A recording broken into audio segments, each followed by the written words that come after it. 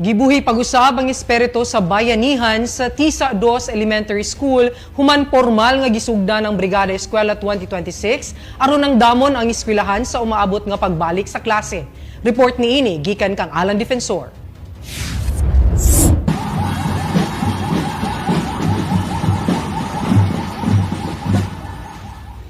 Usa lang ang Tisa 2 Elementary School sa daghang pampublikong tunghan sa syudad nga nagsugod sa Brigada Eskwela 2026.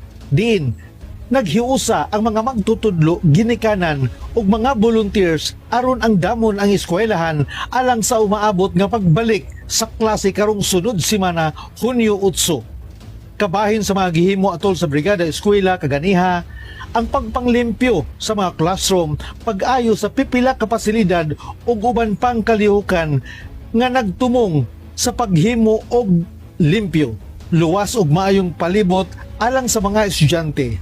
Matod sa mga volunteers, nalipay sila nga nakatabang kay para ra usab kini sa ilang mga anak. Among every year nga school supply mao na among mahatag gyud kada tuig. Unya karon na-request ni Ma'am Principal Batindaan na maiunta nga na computer. Ako maning kamutan nga makahatag ng computer sa eskwelahan. Sumala sa eskwelahan ang maong programa nagpaligon sa espiritu sa bayanihan pinaagi sa pag-apil sa nagkadaiyang sektor sa komunidad aron suportahan ang panginahanglan sa mga nagtuon sa umaabot nga school year. Mayong buntag, ang programa na to karon ang launching sa atong Brigada Eskwela 2026. So, karong buntaga magtigom ta mga ginikanan, mga stakeholders aron sa pagpangandam sa umaabot nga opening sa atong school year 2026-2027. Ang Brigada Eskwela usa ka tinuig nga programa sa Department of Education nga nag-aawhag sa mga voluntaryong partisipasyon sa komunidad alang sa pag-andam sa mga pampublikong eskwelahan sa dili pa magsugod ang klase. Ako, si Alan Defensor, alang sa Balita on the Dot.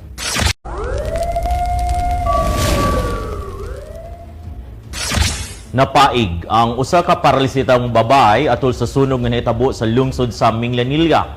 Human kini matrap sa iyang balay. Sa Alan Defensor sa Balita. Sira na sir.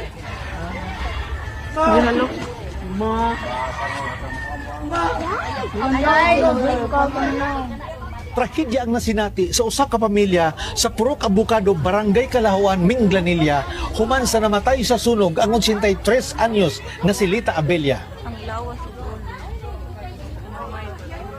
Lawas na ang Base sa sugilano ni Ulysses Abella, ugdaw na sa dihang mipauli siya gikan sa pagsuroy ug ang iyang silingan nga maoy nagpahibaw kaniya nga nasunog na ang ilang balay. mayo. Wala na kay uli og kaon. Wala kay pakanunon. Matod pa ni Ulysses, siya mismo ang nag-atiman sa iyang inahan sukad kini nakagawas sa ospital. Sa wala pa siya moadto sa trabaho, isi parking attendant iyang gilutuan ug gihatagan og pagkaon ang iyang inahan. Maglisa maglingkod gani. Magkungkon mo lag langasan na. Hato ko sa bro. Katulor sa lapos na sa bongbong padong dito. Ano ba? Kailan? Tong singkil nga san ba? San? Oo, nga kay ama ka na may kuan. Lapos sa katulor sa lapos dito.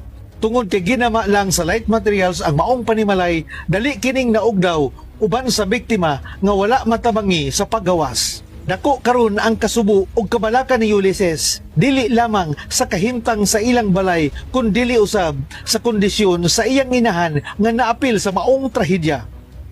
Padayon pa sa pagkakaron ang investigasyon sa mga otoridad aron matino ang hinungdan sa sunog ug ang gidakon sa kadaot nga nahatag niini sa apektadong pamilya.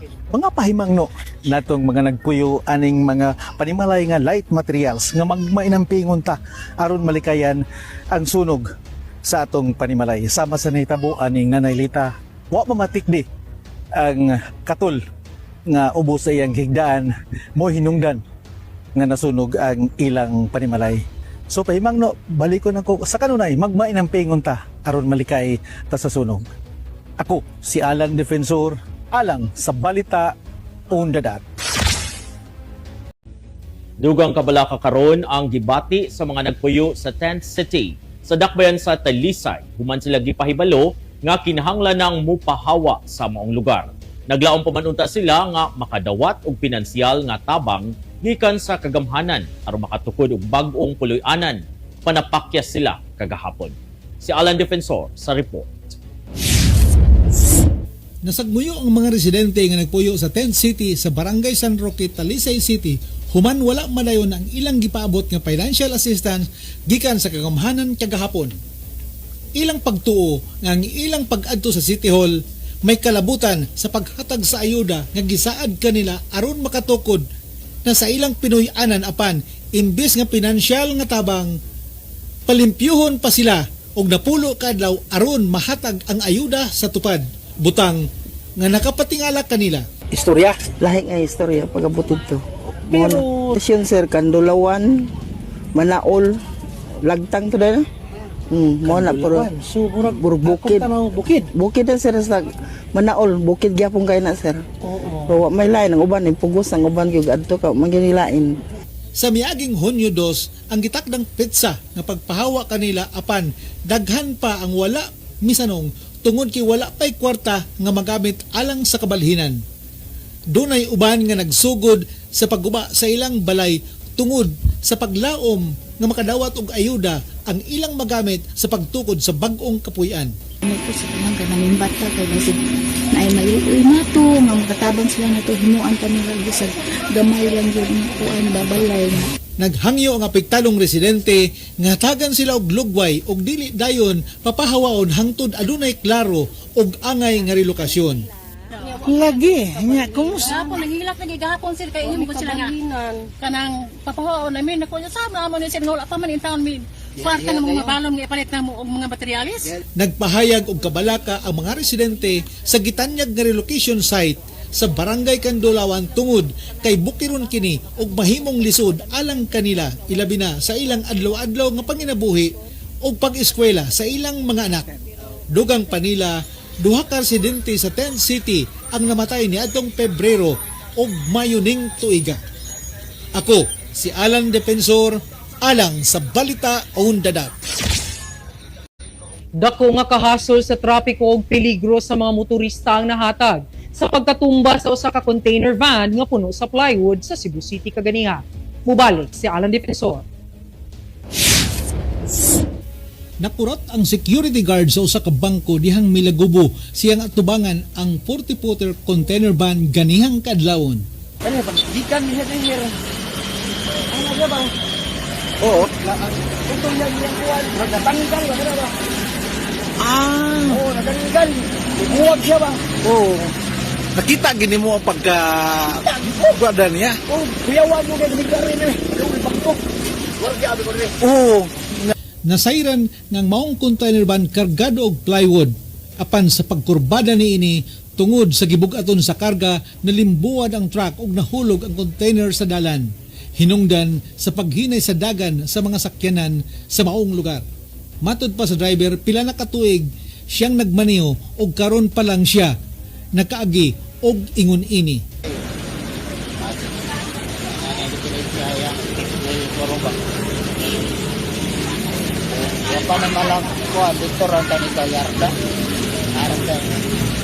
Di rasunahan? So, unsa may patanaw nimo ang lock niya mo'y na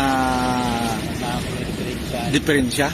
Ang maong hitabo nakahatag og kahasol sa mga motorista og sa mga kliyente sa maong bangko. Atol sa pagsuwat nining balita, wala pa matiman sa CCTO personnel ang maong problema.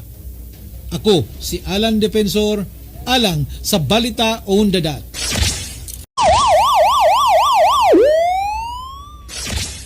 Usa ka 24 anyos nga lalaki ang gidakop human giakusahan sa pag-abuso sa usa ka minor de edad dito sa City of Naga. Ang detalye sa report ni Alan Defensor. Nadakpan ang usa ka 24 anyos nga lalaki sa siyudad sa Naga, lalawigan sa Sugbo, human giakusahan sa paglapas sa Anti-Rape Law of 1997 o sa Special Protection of Children Against Abuse, Exploitation and Discrimination Act. Base sa report sa kapulisan, ang biktima nga usa ka 17 anyos nga dalagita estudyante midangop sa istasyon sa kapulisan uban ang iyang magwa nga igsuon niadtong alas 12:45 sa hapon sa Hunyo 1 aron isumbong ang giingong insidente sa sexual nga pag-abuso nga nahitabo sa usa ka beach resorts sa Barangay Langtad, Naga City. Gisuwayan sa pagkuha og habig ang maong beach resorts apan ni dumili kini sa paghatag og pamahayag. Tuloy ang igso maguwang sa victim ang ni Kuya Gede nardari nga ang yang isuon nga minor de edad girip sa na murag na nahitabo nila dito sa resort diri sa Naga City. Diha dayon milihok ang duty alert team og Women's and Children Protection Desk aron beripikahon ang report. Sa initial nga investigasyon, nasayran nga sa wala pa ang maong insidente, nag-inom matod pa ang biktima og ang suspect kuyog ang ubang kauban. Actually, di ni nagkaila na sila during the party after the debut of the cousin sa suspect. So, nag-inuman sila dito, then after that, nahitabo. Tungod niini, gilusad sa kapulisan ang hot pursuit operation nga misangpot sa pagdakop sa suspect sulod gihapon sa maong resort 1:30 sa hapon. Suway niya gikuhaan sa habig ang suspect apan nagdumili kini sa pagtubag.